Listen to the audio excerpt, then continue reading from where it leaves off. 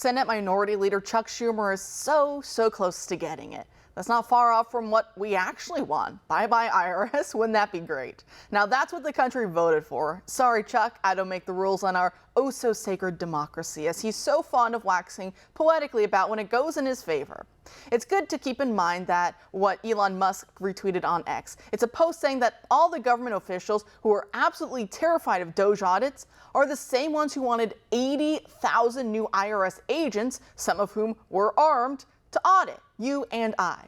Over $600 no less. Not the nearly $50 billion that USAID gets annually to carry out the CIA's dirty tricks abroad so that they can be perfected and used here domestically.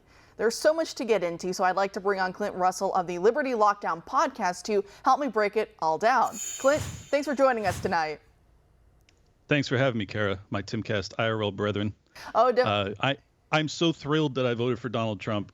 For those that don't know, I was running for VP under the Libertarian Party, and I can't tell you the amount of flack that I got for ultimately breaking down in the final 2 weeks and voting for this guy.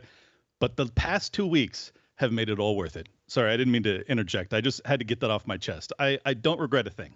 Oh, no worries whatsoever. I mean, that's why I brought you on, right, to hear what you have to say. And that's the thing, right? Libertarians, I know there's so many factions, right? So much infighting, but is there any movement perhaps of more and more libertarians saying, hey, maybe this Trump guy, maybe he's right. He's finally going after USAID, as we're going to be talking about here tonight. Also, the Department of Education, UNRWA, basically all these giant, government agencies he's slashing.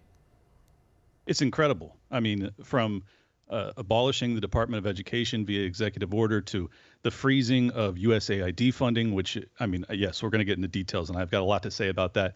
I mean, even to the securing the border, even though there's some dispute amongst libertarians as to how to address that.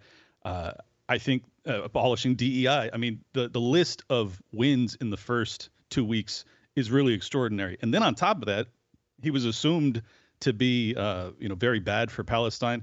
He gets a ceasefire within, 24 hours of walking into the office. It's unbelievable progress. I'm still a pessimist. I'm still extraordinarily jaded. It's only been 2 weeks, but in terms of the first 2 weeks, this is by far the best 2 weeks of any presidency in my lifetime, and it doesn't come close. Definitely, and as we were talking about earlier, as I was saying, I guess I should say earlier, it's not really hyperbole, right, to say that USAID, what President Trump and Elon Musk and others are really focusing on right now, that it essentially functions as a front group for the CIA. Yes, and there's actually documentation to prove that out. And because of my show, Liberty Lockdown, obviously I was inspired to get into this world. I had been a mortgage broker, and then I became a podcaster and a libertarian commentator, and then ultimately a politician, which is very strange. And I did not enjoy that part of it. But because of Liberty Lockdown, I did a tremendous amount of research into the origin story of COVID.